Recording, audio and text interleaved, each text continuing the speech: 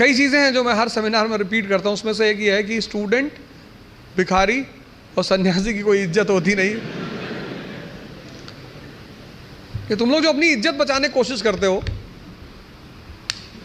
अपने स्कूल में किसी कारणवश पकड़े गए, कार्रवाई हुई हमारे ऊपर, तो मेरी माताजी ने कहा घर में कि कुल का नाम खराब कर रहा।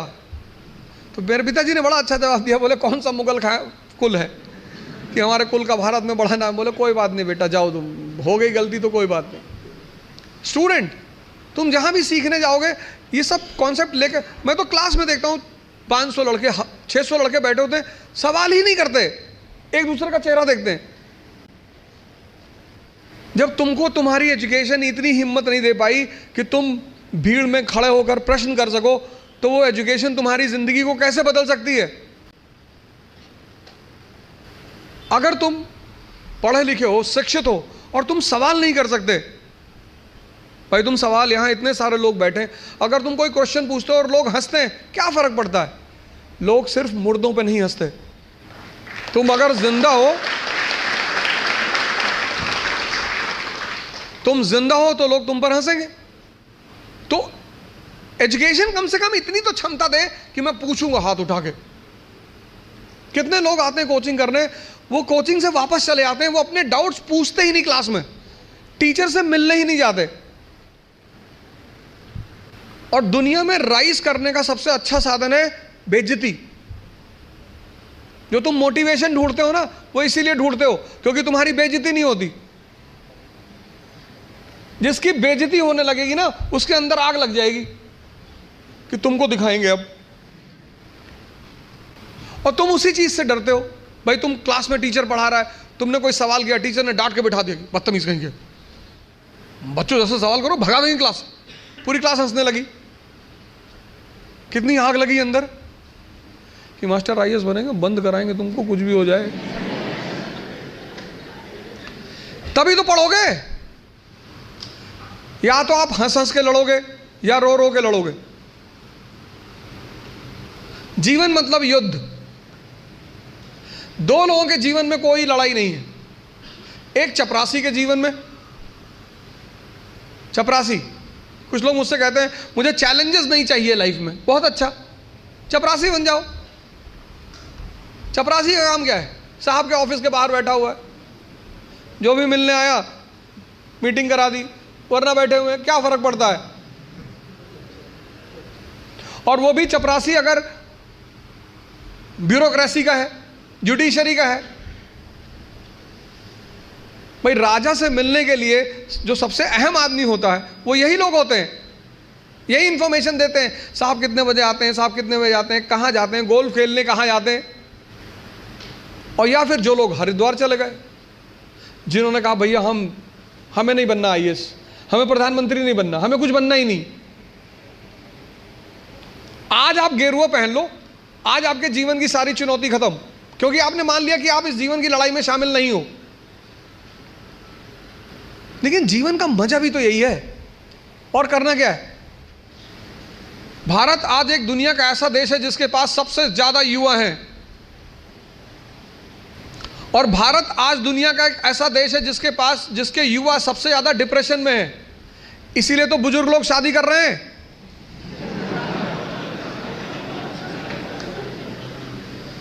अरे नहीं, मैं नाम क्यों लूं किसी आदमी का? पर अखबार तो सारे लोग पढ़ते हैं ना। डिप्रेस आदमी से कौन शादी करेगा? और जीवन की लड़ाई में दो ताकतें बहुत काम आएंगी, एक मन की और एक शरीर की। तुम जब भी ऊपर उठोगे तो ये ग्रेविटी तुम्हें नीचे खींचेगी ना। ऐसा समाज की ग्रेविटी है। हम जब आईएएस की तैयारी करने गए तो हमारे गांव में हर आदमी, मतलब एक साहब तो हंसना शुरू किया उन्होंने, और हंसते हंसते गिर गए वो। उन्होंने हमसे पूछा दिल्ली क्यों जा रहे हो? अब मेरा दिमाग खराब था, मैंने कह दिया मैं आईएएस की तैयारी। बोले आईएएस? फिर वो हंसने लगे और हंसते हंसते वो गिर गए। और उस हंसी का इतना रोल रहा मेरे जीवन में, मतलब उस हंसी ने मुझे एकदम मजबूत कर दिया था कि अब आईएएस ही बनना है। उस दिन मुझे एहसास हुआ कि महाभारत क्यों हुई। आपको कोई डांट दे उतना बुरा नहीं लगता, आपको कोई भगा दे बुरा नहीं लगता, जब लोग हंसते हैं ना तब बहुत दर्द होता है।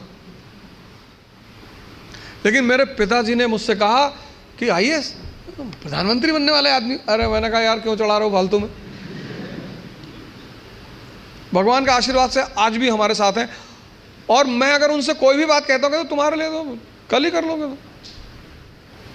तो मैंने कहा सोच रहा है हवाई जहाज खरीद लो। अरे ने कहा भैया जी लेने दो। लेकिन उन्हीं की वजह से मतलब आज जहां भी मैं हूं उसमें सबसे ज्यादा योगदान मेरे पिताजी का है।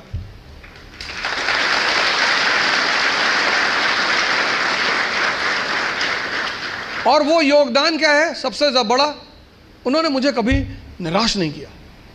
हमेशा हर चीज में अरे तुमसे क्यों नहीं होगा, तुम ही करोगे। मैं जब सेमिनार लेने निकलता हूं तो आमतौर पर उनसे बात कर लेता हूं। कोई भी मैच हो तो जब मैच खेलने आप उतरते हो ग्राउंड पे तो हर मैच में एक फीलिंग तो रहती ही है। मैं उनसे बोलता हूं कि यार सेमिनार है, हाँ ठीक है तुम जाओ, तुम एक दिन यूएन में भी बोलोगे। और वो चीज इतनी उत्साहित कर देती है। तो मैं सब लोगों से यहां रिक्वेस्ट करूंगा कि आप योग और ध्यान से जरूर जुड़ें। ध्यान किसी धर्म का नहीं है, उस ध्यान पर किसी धर्म विशेष की मोनोपोली नहीं है। ध्यान का सीधा सा मतलब है अपने मन को समझना। आप में से बहुत सारे लोग हैं जो 10 घंटा पढ़ना चाहते हैं लेकिन ये पढ़ने ही नहीं देता होगा। तुम्हारी जीत किस पर निर्भर करती है? अगर इससे तुम्हारी दोस्ती हो गई और तुम जो करना चाहते हो उसमें ये तुम्हें सपोर्ट करने लगा, या तुम उठे सुबह, तुमने डिसाइड किया कि आज मैं 4 घंटे पढ़ूंगा और तुम्हारा मन तुम्हारे साथ बैठ गया और 8 घंटे बीत गए तुम्हें पता ही नहीं चला, वही तो ब्लेसिंग है। और तुमने टारगेट बनाया कि 6 घंटे पढ़ूंगा और 60 मिनट बाद तुम चाय पी रहे हो, बाहर खड़े हो गए, और चाय पी रहे हो तो बुरा नहीं कर रहे हो, चलो अच्छा कर रहे हो। तुम्हारा जो डिस्कशन है, तुम जब भी लोगों से बात करो तुम ये गौर करो कि किस मुद्दे पे कर रहे हो। सुष्मिता सेन शादी कर रही हैं, तुम्हारा चाय पीना भी बुरा नहीं है, तुम्हारा डिस्कशन करना भी बुरा नहीं है। बुरा है तुम्हारा मुद्दा। चलो बाहर निकल ही आए, बात कर रहे हो, कोई बात नहीं, तो किसी ऐसे मुद्दे को उठाओ जिससे, और डिबेट का मतलब झगड़ा नहीं, डिबेट का मतलब एक्सचेंज ऑफ इंफॉर्मेशन। पूरी जिंदगी तुम ये कभी नहीं कह पाओगे कि अब मुझे सब कुछ आता है, और जिस दिन तुमने ये कह दिया किसी मेंटल हॉस्पिटल जरूर चले आना। अपने आप को ताकतवर बनाओ, फिजिकली और मेंटली, क्योंकि यही ताकत तुम्हारा उत्साह बनेगी।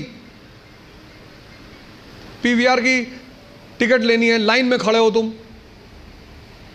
तो तुम्हारी हाइट है 6 फीट और वेट है 250 kg, तो तुम लाइन में कभी नहीं जाओगे। ताकत है ना शरीर में, उत्साहित हो तुम, लाइन के आगे चले गए। तुमको पता कि अगर कोई झगड़ा करेगा सबको मारेंगे। मुझसे लोग पूछते हैं उत्साह कहां से आता है? शक्ति से। ये जो एंथुजियाज्म है, ये जो कॉन्फिडेंस है, ये ताकत का खेल है। अपनी पढ़ाई के साथ जिस चीज को तुम निगलेक्ट करते हो, जो निगलेक्ट करते हो, तुम उस पर ध्यान ही नहीं देते, वो चीज है तुम्हारी पर्सनैलिटी। पढ़ाई के साथ साथ जो इक्वली इंपॉर्टेंट चीज है वो है पर्सनैलिटी, तुम्हारी साइकोलॉजी, तुम्हारा सोचने का तरीका। अब पुणे से निकलेंगे और भी ज्यादा IAS PCS, क्योंकि अब पुणे में आ गया है इकरा IAS, जहां ओझा सर की देखरेख में होगी UPSC की बेस्ट प्रिपरेशन।